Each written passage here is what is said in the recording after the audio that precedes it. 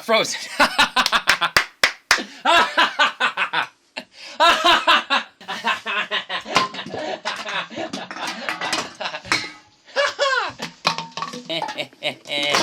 This is the way to do it. Frozen 2. It didn't suck. It didn't suck. This is the way to do it, guys. If you go into every movie thinking it's going to be a disaster, you will never be disappointed. I mean, you'll be miserable all the time, too, so there's that trade-off. But in the end, it's worth it, you see? I mean, Frozen 2, it was okay. It was okay. I don't understand. I thought for sure this was going to be the disastrous sequel of the year. I mean, I didn't know anything about it really going in, and I guess I kind of like it. I mean, it didn't suck. Like, I'm shocked. I'm speechless. It's about as same as the first movie, you know, harmless with a younger audience in mind. But this time the movie runs a bit darker at times and has some good memorable songs and is heavily carried by some mind-blowingly beautiful animation. No, seriously, the visuals, incredible. Like, it is a gorgeous movie, spectacular to just look at, just to revel in how amazingly wonderful it is. The problems arise in its less than eventful story, but even at that cost, it's always wonderful to look at. The first Frozen was okay to me as well. I didn't mind watching it in theaters back in 2013. Didn't love it, but I understood it was a harmless movie with a positive message for younger girls about sisterly love. You know, the filmmakers have no control what happens to their movie once it's released. And no one could have foreseen the sensation it became. After a while, I had heard variations of Let It Go so many times that I never really thought well of that movie again. How could I? It had morphed into something else entirely. Now, 6 years later comes Frozen 2. I didn't care it was being made. Didn't care for the trailers either. At some point, I had even forgotten it was coming out this year. But against my better judgment, I went to see it tonight. I gotta tell you, watching these movies as a grown man, I have to try and salvage the good that I can. I am not the target demographic. These movies are generally not made for me. But if they are made well enough, they can be for anyone. At least I can see what the filmmakers were trying to do this time around and where they were going. I don't know if it's going to work for a lot of people. I can just speak to what I took away from it. But I must confess a light affection for the film. I enjoyed more than I didn't, and maybe that's the highest praise I could give it. The movie opens with chanting like the first one did, you know, na na na, hey, na na na. Could I edit that out? But it's slightly different this time. It shows Anna and Elsa playing with snowmen that Elsa swirls up when they are kids. We are back in the past. Their parents are there and alive at this point in time. And their father tells them a bedtime story, a true one, about an enchanted forest he knew about when he was younger. It features their grandfather, the king at the time, and his partnership with an indigenous tribe in the region north of their kingdom. He has a dam built as a token of unionship between the two peoples. Also, this is where the enchanted forest is. Also, there is magic here that the tribe can use. But right in the middle of the celebration, the Arendelle soldiers are attacked by the tribe. The grandfather is killed. The magical spirits of earth, wind, fire, and water trap the people in a misty wall. Only Elsa and Anna's father is saved by a mysterious person. Now we're back in the bedroom. Their mother sings them an old song that contains clues about a magical river. I suppose? I want to point out that we are now 10 minutes into this movie, and we've had 2 kids playing with snowmen, a bedtime story, and a lullaby. And I haven't cringed once! In fact, this is where my skepticism of the movie's quality began to vanish. That's a good sign. This is good, people. I was won over in the opening that should have made me kill myself. That song transitions to the opening title. And a powerful opening it is. And the camera whisks around the trees and the waters of the kingdom before landing on present-day Elsa. Now it's 3 years after the events of the first movie.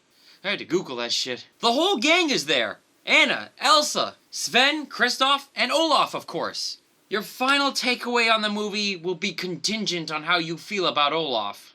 For as the fan favorite of the first movie, he is now given way more screen time. The goofy snowman never really bothered me that much. And this time around he did make me laugh. at times, but kept me quiet at others. I never cringed at him either, though. But sometimes he would make a joke, and I'd just be stoic. Other times I did laugh out loud. I don't know what I'm trying to convey with this. Kristoff wants to marry Anna. He spends most of the runtime trying to find the right way to propose to her. Sure, why not? Sven helps him out, as all reindeer companions do. The plot has to kick in sometime. Elsa starts hearing the same song their mother sang to them as kids. That lullaby from the intro. She's the only one who can hear it. After the second or third time of hearing it, the annoying little kid sitting behind me loudly said, "How come only she can hear?" I laughed so hard I cried. This fucking little girl. And then it wasn't the first time that Elsa heard it and didn't know where it was coming from. It was the third time. And the little girl didn't say anything, and then finally she's like, "How come only she can hear it?" I don't know why it made me laugh. It was just funny. This is funny. Fucking kids in the theater. Again, parents fucking bringing their kids who don't stop talking in the goddamn theater. And it's not that the kids are fuck-ups, it's that you're the fuck-ups, parents. If your kid can't shut up, don't bring him along. Holy shit, man. Oh my god. There were two in particular. I mean, just the one behind me and the one the way back just kept almost crying, but man, they're talking and talking and talking. They did shut up at some points, so I was able to enjoy the movie, but oh my god, just fucking ban these people already. But the singing distracts Elsa. She can't keep her mind off it. It leads her to unknowingly awaken those elemental spirits. The wind first, which wreaks havoc on the kingdom, forcing an evacuation. So the trolls come back. Yes, the rolling trolls from the first one. To tell Elsa she must find out the past of the kingdom. In order to save it, these magical trolls that just know things. Whatever! Now she knows she has to find the source of the singing voice. It may lead her to more answers about herself as well. Anna, Sven, Kristoff, and Olaf demand to tag along. They find the enchanted forest, and the misty magic trapping everyone inside. They discover both the older Arendelle soldiers and the indigenous tribe, who are still fighting amongst each other. Olaf breaks up the battle with a one-man recap of the story of the first movie. Believe it or not, it leads to the funniest moment of the film. I burst out laughing. Amazing! From here on out, the story more or less goes where you think it will. But is so gorgeously told that I don't care if it's a little bit predictable. I liked Elsa venturing out on her own to the dangerous Ahtohallan, and her ridiculous battle with a mystical water horse won me over, even though it had me question the extent of her powers. Some of this shit is really mythic, even in the framework of an animated Disney movie. And did I mention this animation is fucking amazing? There are great moments in Frozen 2. There are a few good and catchy songs that will be remembered. A couple will be forgotten, like Kristoff's solo with Sven and the other reindeer. Seriously, what the fuck was that shit? Dead on arrival. It's the exact moment the movie starts to decline, but it does pick up again later on. But the character moments, few as they are what tilt my favor on a movie like this. It's also just so damn pretty to look at. And the music is really good and harmless, mostly. And Olaf is not as annoying as I thought he might be with that much screen time. And one moment where I almost broke into tears. I am not fucking joking. I wanted to turn around and make sure the kids in my theater were okay.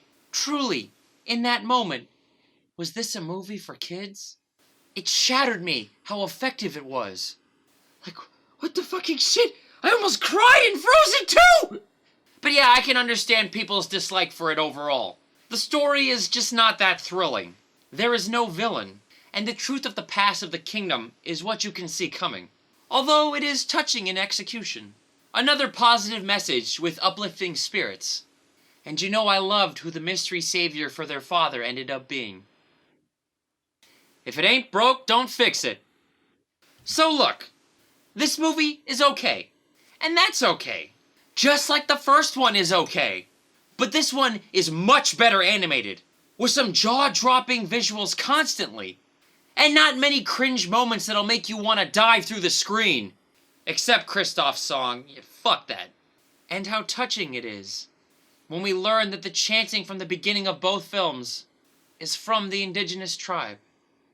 Or did we already know that from the first one? Never mind. So go see it if you were planning to.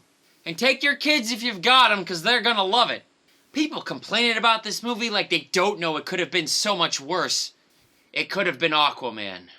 And then I would quit going to the movies forever. Frozen 2 is about on par with the first Frozen, but its incredible visual mastery may push it over to be a bit more likable. It's just something you could watch over and over to marvel at. The characters end up in debatable places at the end, but really, who cares? I leave only with whenever Frozen 3 comes out, they focus a bit more on expanding the future story, now that we know the origins. Na na na hey. But you know, I wonder about the extent of Elsa's powers. That fucking horse fight scene in the water, which I thought was ridiculous, and then I ended up loving. I don't know how that happened, but it just makes no sense. Couldn't she freeze the entire ocean around her at once? But it's like she seems limited throughout the movie, but it's cool kind of limited. You know, it's not shitty. But then when she fights the horse, it's like she can only freeze certain parts at a time, and the waves too when she goes to the dangerous place. But at the end of the movie, when she saves the people, again, this is spoilers. I guess I never said spoilers to begin with. This is spoilers. But at the end of the movie, she's able to freeze that whole wave instantly, and it's like, how powerful is she? This is stupid. I'm cutting this out. You know, just when I started losing hope in the movies and delaying all my projects and reviews and going out to the theater, and here I am tearing up for a fucking snowman!